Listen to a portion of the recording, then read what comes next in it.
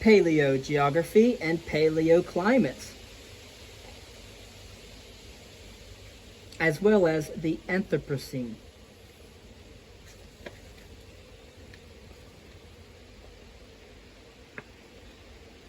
All living organisms have a defined geographic range. The ranges may be large or small and controlled by a variety of factors, including climate and latitude. The geographic distribution of fossil organisms has played a fundamental role in understanding the history of the Earth and life, particularly the movements of the continents, regional differences in diversifications and extinctions, and the track of migrations. How much, then, has the geography of the Earth changed throughout geological time? The starting point is to consider modern biogeography. The Swedish systematist Carolus Linnaeus, or Carl von Linné, 1707 to 1778, proposed that modern biogeographical distributions resulted from the dispersal of species from an island paradise located in the tropics, where land areas had mystically emerged with the retreat of the seas. In his view, all species originated and dispersed from such a center of origin, driven and enabled by favorable ecological conditions.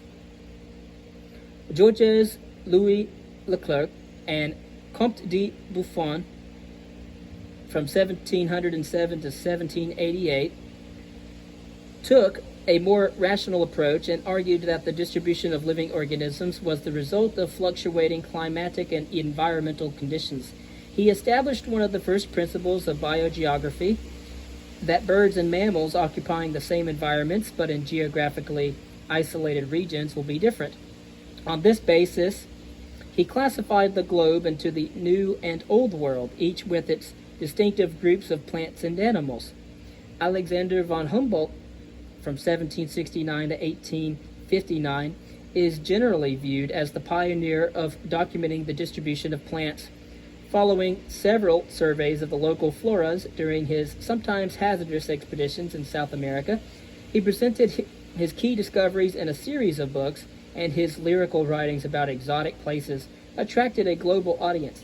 By the middle of the 19th century, both Charles Darwin, 1809 to 1882, and Alfred Russel Wallace, from 1823 to 1913, had recognized the reality of biogeographic provinces in their respective studies on the Galapagos Islands and in the East Indies. The Earth today can be divided into 6 main provinces: Nearctic, Palearctic, Neotropical, Ethiopian, Oriental, and Australasian, based largely on the perceptive work of Philip Sclater and Alfred Russel Wallace in the latter part of the 19th century. Biogeographic provinces have changed through time. Provinces are characterized by their endemic, that is, local or regional, special species that have restricted ranges in contrast to cosmopolitan or worldwide species. And again, these species exist in biomes across the entire Earth. Continental configurations and positions have changed throughout time, and indeed, paleontological data were instrumental in demonstrating the drift of the wandering continents. The fit of the outlines of Africa, South America, India, Antarctica, and Australia was clearly not a coincidence, nor was the matching of rocks and fossils among these continents at their edges. In the early 1900s, the German scientist Alfred Wegener, from 1880 to 1930, argued that the continents moved across the Earth's surface on a liquid core, suggesting that continents would in fact drift, although not through the oceans as he once thought.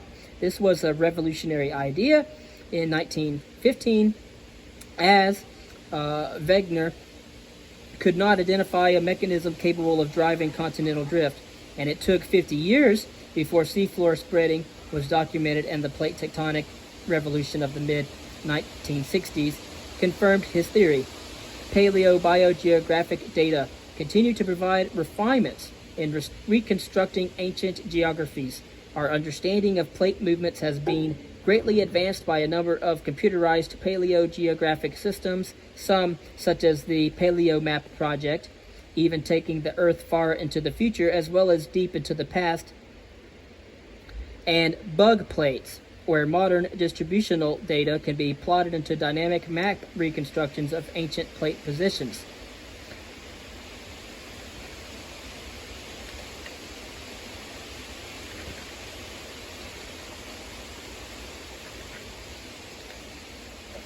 Next,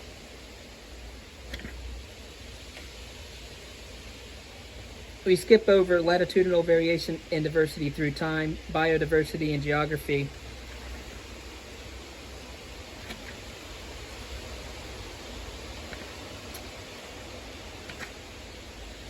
And now, talking about paleoclimates, Albert Einstein once said, quote, "We shall need a substantially new way of thinking if humanity is to survive," end quote. And that was in 1954. During the last 600 million years, the Earth has oscillated at least 5 times between icehouse and greenhouse conditions. Remember the fireball Earth of the Hadean and snowball Earth that we spoke about? And so Earth has oscillated at least 5 times between icehouse and greenhouse conditions, spending most of the time in greenhouse climates. For much of the Precambrian, the Earth probably endured relatively cool climates. The Earth is generally divided into 5 climate zones: humid tropical, which is no winters and average temperatures above 18 degrees Celsius; dry subtropical, evaporation exceeds precipitation; warm temperate, mild winters; and cool temperate, severe winters; and polar, which includes no summers and temperatures below 10 degrees Celsius. Definitely not Indonesia. But can these zones be recognized through deep time and be used to develop models for both short and long-term climate change? More importantly, can we identify climate change as a driver for changes in the ecological ranges and habitats of organisms and its relationship to diversifications and extinctions? What key proxies can we use? Geologists and paleontologists have developed different ways to identify climatic zones through time. Specific sedimentary rocks such as coals and calcrete soils rich in calcium carbonate and evaporites or evaporated salts can help identify dry, arid climates.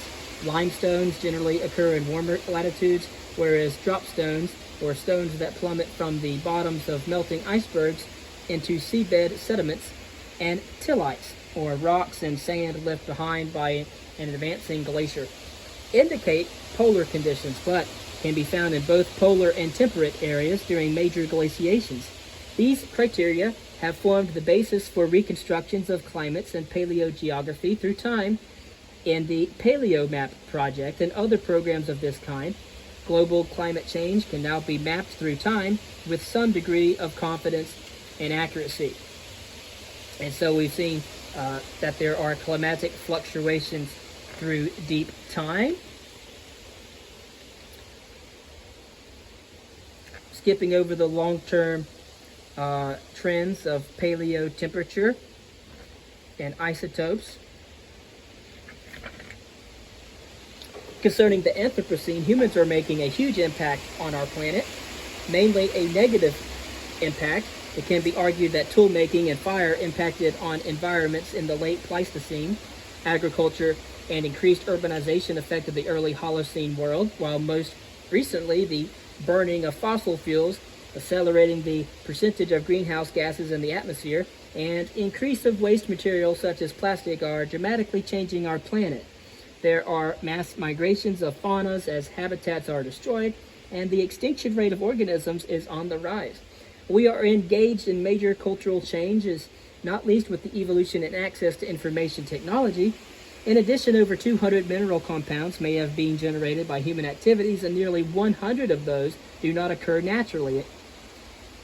The term Anthropocene was coined in the middle of the 1960s to signal a new age when man influenced many, including geologic intraplanetary processes.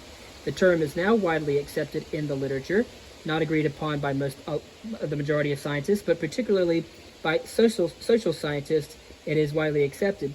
We are all aware what it means, but there are heated debates about whether or not it should be a formal division of geological time of equivalent status to the Pleistocene or Pliocene.